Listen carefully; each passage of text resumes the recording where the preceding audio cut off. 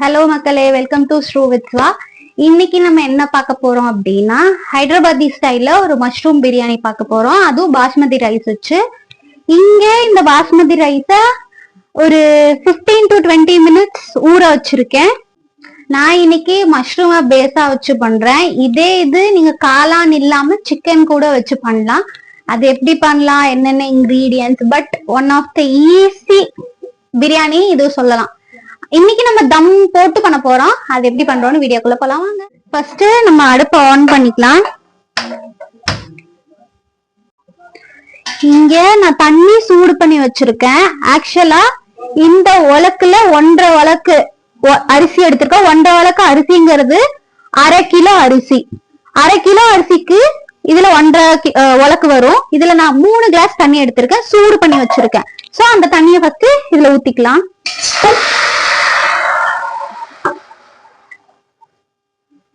இப்போ பிரியாணிக்கு தேவையான ஸ்பைசஸ் என்னென்னு பார்க்கலாம். இதுல 4 பிரியாணி இலை எடுத்திருக்கேன். 1/2 கிலோ அரிசிக்கு 4 பிரியாணி இலை போட்டுக்கலாம். 4 பட்டை, 4 ஏலக்காய். சின்ன ஸ்டார் அனேஸா இருந்தா 4 போடுங்க. என்கிட்ட இது இவ்வளவு பெரிய சைஸ்ல இருக்கறனால நான் 2 போடுறேன். இப்ப புதினாவும் கொத்தமல்லியும் கொஞ்சம் கொஞ்சம் ஆட் பண்ண போறோம். எதுக்கு அப்படின்னா அந்த பிளேவர் நல்லா உங்களுக்கு எடுத்து கொடுக்கும். ரொம்பலாம் தேவையில்ல, ரொம்ப கம்மியா. இவ்வளவு புதினா, சேம் அதே அளவு கொத்தமல்லி எடுத்திருக்கோம்.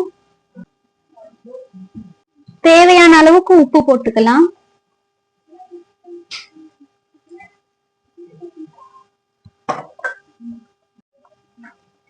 எட்டூருக்கு மணக்குதுன்னு சொல்லுவாங்கல்ல, அந்த மாதிரி ஸ்மெல் வரும். இப்ப ஆக்சுவலா இங்க வந்தீங்கன்னா தெரியும், இது நல்லா தலன்னு கொதிக்குது. இப்படி கொதிக்கும் போதுதான் அரிசி போடணும். அதுதான் கரெக்டான பக்குவம்னு சொல்லணும். இந்த பாஸ்மதி அரிசி ஊற வச்சு தண்ணியெல்லாம் வடிச்சு வச்சுட்டேன். இப்ப நம்ம இதுல போட்டுடலாம். கேர்ஃபுல்லா போடுங்க. இது பார்த்து பொறுமையா மிக்ஸ் பண்ணணும். இல்லைன்னா பாஸ்மதி ரைஸ் உடஞ்சு போயிடும். ஏன்னா நம்ம ஊற வேற வச்சிருக்கோம். சோ கேர்ஃபுல்லா ஒரே ஒரு கிண்டு மட்டும் கிண்டி விட்டுருங்க.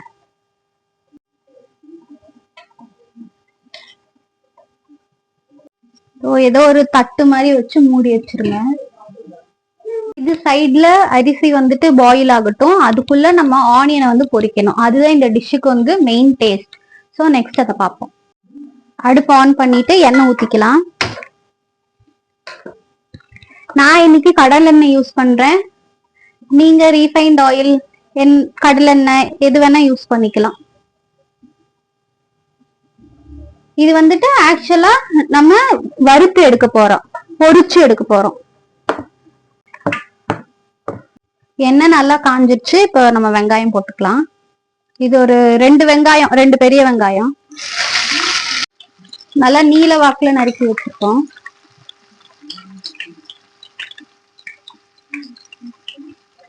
இப்போ பாஸ்மதி ரைஸும் ஒரு 70% குக் ஆயிடுச்சு. ஆஃப் பண்ணிடலாம்.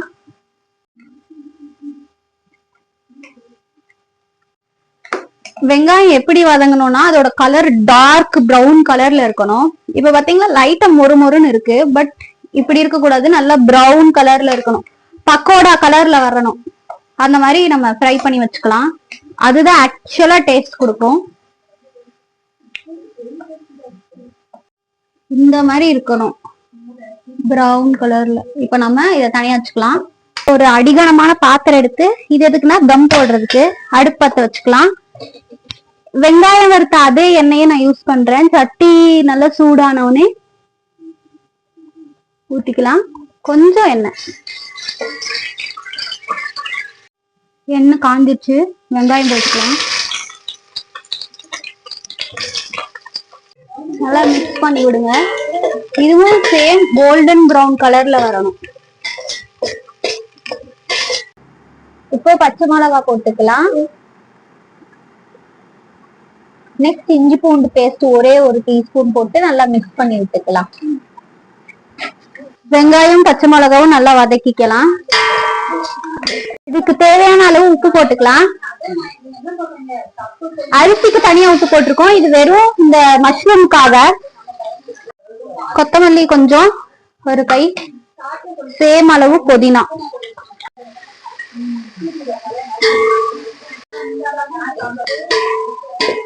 ரொம்ப கம்மியா மஞ்சத்தூள்.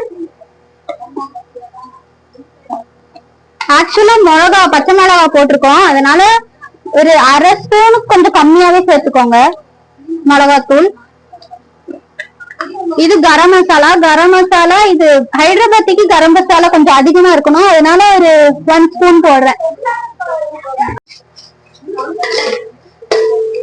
காளான் வாஷ் பண்ணி வச்சிருக்கேன். 1/2 கிலோ அரிசிக்கு 1/2 கிலோ காளான் எடுத்திருக்கேன்.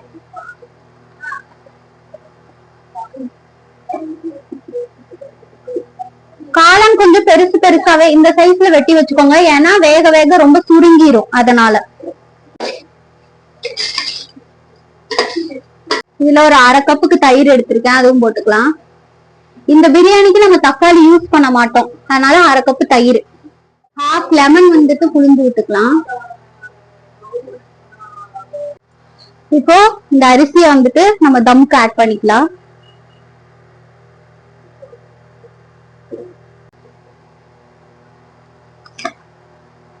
கேர்ஃபுல்லா அரிசி உடையாம சமமா போடுங்க.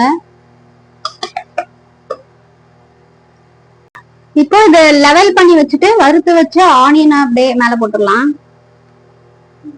எல்லா இடத்துலயும் படுற மாதிரி. கொஞ்சம் கொத்தமல்லி, சேம் புதினா, கொஞ்சம் பிளேவருக்காக.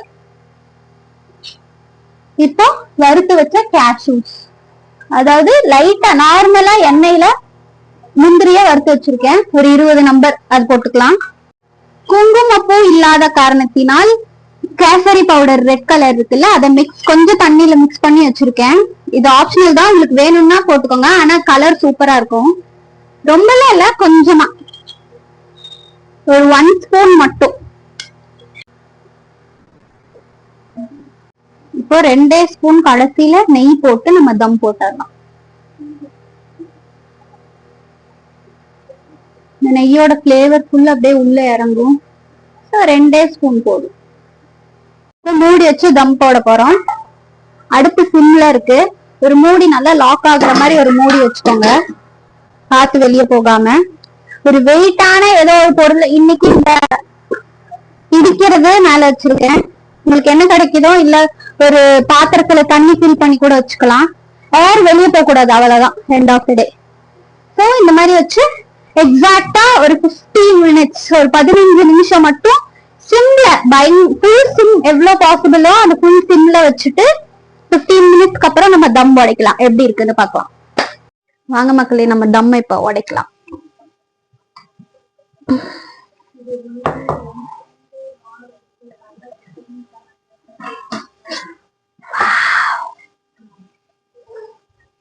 நல்ல ஸ்மெல்.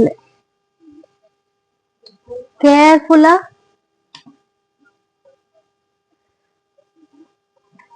கலரே சும்மா சூப்பரா இருக்கு, தெரியுதா?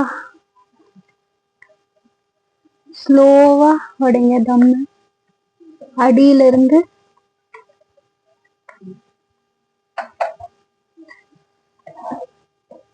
அப்படியே நெய் எல்லா கிரேவியும் மிக்ஸ் பண்ணிட்டு நம்ம சாப்பிட்டு எப்படி இருக்குன்னு நான் சொல்றேன். சுட சுட ஆவி பறக்க இருக்க பிரியாணி சாப்பிட்டு எப்படி இருக்குன்னு சொல்றேன். கலரே சூப்பரா இருக்கு.